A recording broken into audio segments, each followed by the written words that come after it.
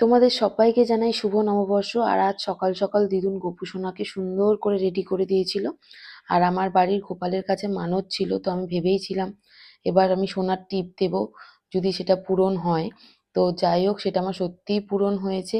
আর আমাদের গোপাল এত আমাদের কথা শোনে। তোমরাও জানিও আমার গোপু সোনাকে কেমন লাগছে দেখতে। আর আমরা একটা গৌনিতার জন্যও নিয়েছিলাম। টিপগুলো দেখতে খুব সুন্দর। আর একটু সাইজে ছোট হলে হয়তো ভালো লাগতো কিনা জানি না। আর এর থেকে ছোট সাইজে আমরা পাইনি, তাই জন্য আমরা এটাই নিয়েছিলাম। আর এটার ডিজাইনটাও আমাদের বেশ ভালো লেগেছিল।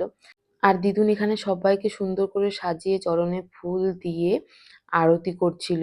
আর তোমাদের আজকের দিনটা কেমন কাটলো অবশ্যই আমাকে জানিও। আমি তো ছোটবেলায় যেতাম দাদুর হাত ধরে হালখাতা করতে, কিন্তু দাদু তো এখন নেই, তাই জন্য খুবই মনে পড়ে দিনগুলো।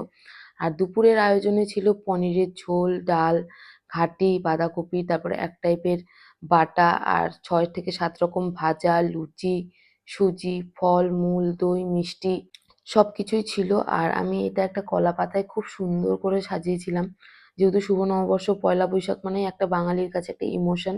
তো আজকে আর থালায় সাজাইনি, দিদুনকে বলেছিলাম একটা কলা পাতা কেটে নিয়ে আসতে আমাদের পাশের বাড়ির থেকে।